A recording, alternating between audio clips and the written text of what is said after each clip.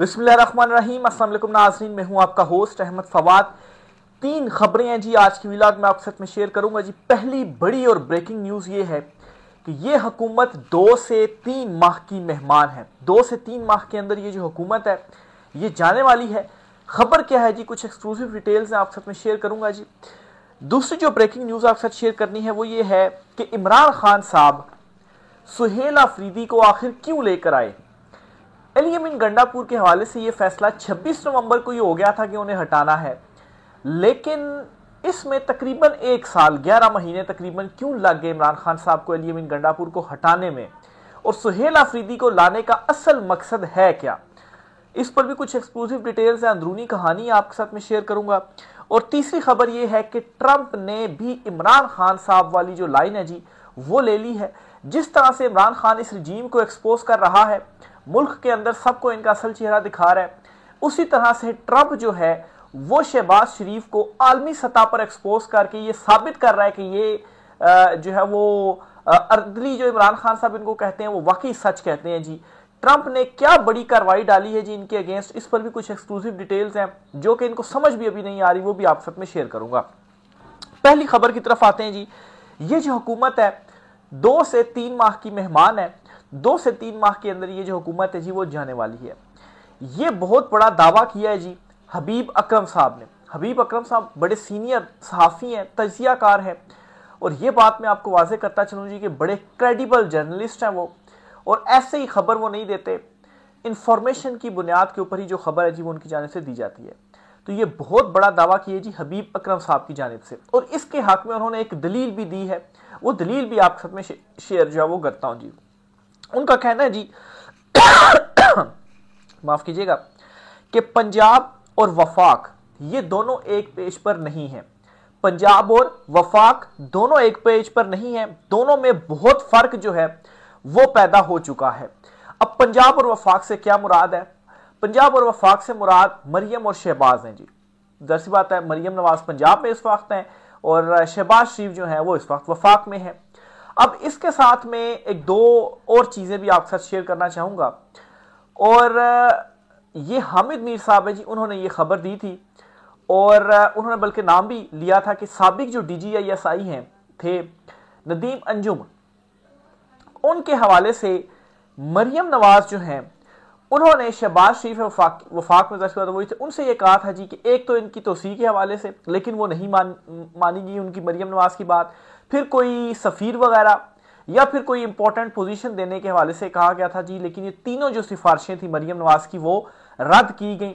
इसके बाद वो ख्वाजा आसिफ वाला जो एपिसोड आया, मरियम नवाज जो थी उनके तरफ जो ताने बाने थे जी वो जा रहे थे, तो यहां से जो चीजें थी वो बिगड़ी। ये हामिद मीर साहब जो है उनकी तरफ से ये जो खबर थी वो दी गई मरियम नवाज के हवाले से। फिर मैं आता हूं जी नदीम अफजल की जानिब। उन्होंने भी एक स्टेटमेंट दी और उन्होंने कहा जी कि मरियम नवाज वज़ीर आज़म नहीं बन सकती। क्यों नहीं बन सकती? क्योंकि उनको वज़ीर आज़म बनाने वाले जो कोई बड़े साहब थे ना वो अब नहीं रहे, और उन्हीं की बदौलत मरियम नवाज जो है वो वज़ीर आला जो है वो भी बनी। अच्छा, अब जाहिर सी बात है इतनी पावर या इतना इख्तियार अभी पाकिस्तान के सिस्टम में आप देख लेंगे किसके पास होगा कि वो मरियम नवाज को वज़ीर आला तक जो है वो पहुंचा दे।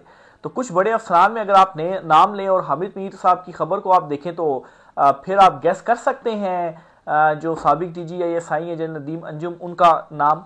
और अब हबीब अकरम साहब का ये कहना, वफाक और पंजाब के दरमियान जो है फर्क पैदा हो चुका और ये दोनों एक पेज पर नहीं है, और दोनों ही इस वक्त फॉर्म 47 के ऊपर आए हुए हैं।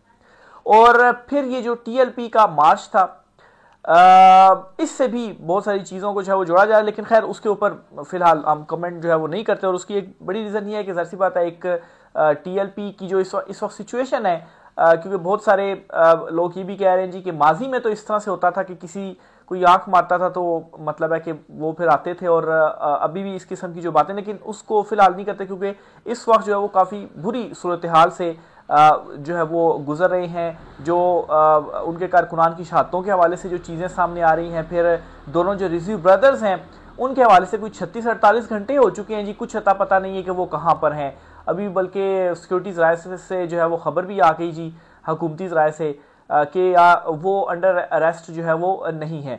तो बहरहाल जी फर्क पैदा हो चुका और ये खबर दे रहे हैं जी हबीब अकरम साहब। दूसरी खबर जो आपके साथ शेयर करनी है जी, अच्छा ये जो तीनों खबरें मैं आपके साथ शेयर कर रहा हूं ना जी, इन तीनों को आपने फिर एंड में डॉट कनेक्टिंग भी जो है वो करनी है और हबीब अकरम साहब की इस खबर के अंदर आपको जान भी नजर आएगी। दूसरी इंपॉर्टेंट खबर है जी, जो है सुहेल अफरीदी साहब, उनको आखिर क्यों लाया गया, गंडापुर ने आखिर ऐसा क्या नहीं किया। एक तो यह है जी कि जाहिर सी बात है गंडापुर साहब से जो मतलूबा नताइज इमरान खान साहब चाहते थे वो नताइज नहीं दे सके। खास तौर पर 26 नवंबर को जो कुछ हुआ इस पर इमरान खान साहब काफी उनसे गुस्से में थे और फैसला उस वक्त ही हो चुका था, लेकिन उस वक्त नहीं हटाया गया अली अमीन गंडापुर को। अभी अली अमीन गंडापुर को हटाया गया और सुहेल अफरीदी, उनके हवाले से भी आपको खबर देता चलूं कि पेशावर हाई कोर्ट का फैसला भी आ गया है और कल वो हल्फ ले रहे हैं। पहले तो गवर्नर केपी फैसल करीम कुंडी से कहा गया जी कि 4 बजे से पहले पहले वो हल्फ ले लें। अगर वो 4 बजे तक हल्फ नहीं लेते तो 4 बजे के बाद स्पीकर जो है केपी असेंबली वो उनसे हल्फ लेंगे और फिर हल्फ लेने के बाद बाकायदा तौर पर वो जो वज़ीर आला की कुर्सी है उस पर बैठ जाएंगे और मुकम्मल उनके पास वज़ीर आला की जो इख्तियारात हैं जी वो होंगे। बहरहाल जी फैसला ये हो गया था पहले ही। इमरान खान साहब ने बल्कि इमरान खान साहब की तरफ आने से पहले सुहेल अफरीदी जो है नए मुंतखब वज़ीर आला, उन्होंने जो अपनी स्पीच की ना, उस स्पीच में एक लाइन बड़ी इंपॉर्टेंट उन्होंने बोली और उन्होंने कहा जी कि जो मजम्मत की सियासत है या जो एहतजाज की सियासत है ना, उसके वो चैंपियन हैं। उसके क्या हैं जी, वो चैंपियन हैं। ये आपने अल्फाज जो है वो जहन में रखने हैं। इस वक्त इमरान खान साहब जो मुझे समझ में आ रही है कि उनको लाने का जो एक मेन मकसद है कि जो मजम्मत है वो बिल्कुल पीक पर पहुंचानी और जो सड़कों के ऊपर निकलेंगे ना तो फिर जो कुछ अली अमीन गंडापुर का किरदार है वो किरदार नहीं होना चाहिए। और फिर एक नई पीटीआई इस वक्त बन के सामने आई है। सुहेल अफरीदी को जब खान साहब ने नामजद किया पूरी पीटीआई मुत्तहिद हुई है। इमरान खान साहब के इस फैसले से पहले क्या हो रहा था जी कि ये चीजें प्रोपेगेंडे सामने आ रही थी, फलाना लड़ पड़ा, फलाना लड़ पड़ा, फलाना लड़ पड़ा, एक तकसीम का वो एलिमेंट था, लेकिन वो सारा खत्म हो गया। आप देखें ना कि एक भी एमपीए ये तोड़ नहीं सके केपी के अंदर। तो अफरीदी साहब को लाने का जो एक मकसद है जी वो ये है कि भरपूर मुजम्मत होगी और मतलब है कि अब मुकम्मल तौर पर जो है वो होते हैं ना जी कि पहले जो शेर होता है ना वो शिकार करने के लिए 2 कदम जो है वो पीछे हटता है, लेकिन 2 कदम पीछे हटने का मतलब ये नहीं कि वो डर के पीछे हो रहा है। वो 2 कदम इसलिए पीछे होता है जी कि उसने भरपूर तरीके से जो है वो फिर अपने शिकार के ऊपर झपटना है और उसको जो है वो पकड़ना है। तो इस वक्त यही हुआ है कि जो 2 कदम मतलब है कि पीटीआई को पीछे धकेला गया। तो इमरान खान साहब ने अब ये जो लेकर आए ना सुहेल अफरीदी, तो मुकम्मल तौर पर अब जो है वो झपटेंगे और बचने का मौका इमरान खान साहब ने अपने शिकार को नहीं देना। और इस वक्त सूरत हाल यही बनती जा रही है और फिर ऊपर से जी इंटरनली भी मामला गड़बड़ हो गए और इंटरनेशनली भी चीजें इनके लिए ये एक्सपोज होते जा रहे हैं। ट्रंप ने इनके साथ किया जी, वो भी आपके साथ मैं शेयर करता हूं जी। बहरहाल एक तो अफरीदी साहब जो हैं जी उनका एक ये है जी कि भरपूर जो मजम्मत है वो होगी और वो उनके हवाले से भी कहा जा रहा है कि अगर इमरान खान साहब एक जेल में है और दूसरा इमरान खान इस वक्त वज़ीर आला केपी बन गया है सुहेल अफरीदी की शक्ल में, क्योंकि वो भी सेम इमरान खान साहब का जो नजरिया है वो रखते हैं और उसी चीज के ऊपर चलते हैं और वो खैबर जो कबाइल का हमारा एरिया है उससे उनका ताल्लुक है और वहां पर जो ऑपरेशन जो चीजें होती रही हैं वहां से लोग उठते भी जो है वो रहे हैं और उनको ज्यादा उस हवाले से जो सिचुएशन है जी वो मालूम है। तो अब इस वजह से भी जो सुहेल अफरीदी है ना उनके वो जब आए और फिर उसके बाद प्रेस कॉन्फ्रेंस भी हुई, दीगर चीजें भी हुई, तो मतलब है कि जो पैनिक है ना वो हुआ इमरान खान साहब के इस डिसीजन के बाद।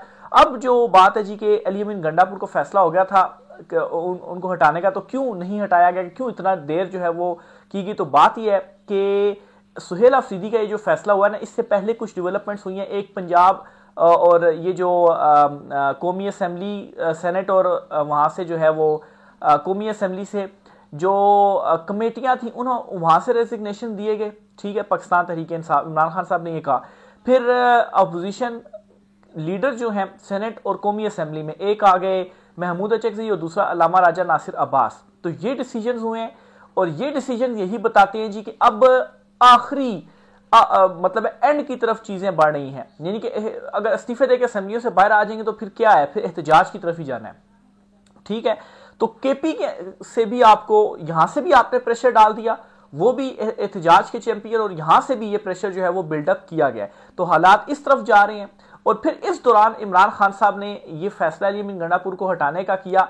और इस वक्त अभी इमरान खान साहब ने ये कार्ड इस वजह से शो किया है कि मतलब है कि एक झटका दे सकें। ये वाइल्ड कार्ड था इमरान खान साहब का, और कोई ये सोच नहीं रहा था जी कि इमरान खान साहब हटाएंगे अली अमीन गंडापुर को, क्योंकि जो ताकतवर हल्के उन्होंने अपनी ताकत को इस तरह से एस्टैब्लिश कर दिया था जी कि हम तो 22 लोग आपके तोड़ के अपना वज़ीर आला बना देंगे, और ये मान भी गए थे कि जो इस वक्त चीजें हो रही हैं मुल्क के अंदर वो वाकई ये कर भी देंगे। लेकिन इमरान खान साहब ने मतलब है कि यहां पर ये फैसला किया, और उसके बाद आप देखें ना कि पीटीआई एक नई पीटीआई बनकर इस वक्त सामने आ गई है, और वज़ीर आला खान साहब ने अपना जो है वो मुंतखब करवा लिया, और दूसरी तरफ वो कुछ भी नहीं कर सके। वो कहां गए आज 22 MPs जिनके हवाले से कहा जाता था जी कि वो तो एफिडेविट दिए बैठे हैं, उन्होंने तो वोट दे दिया।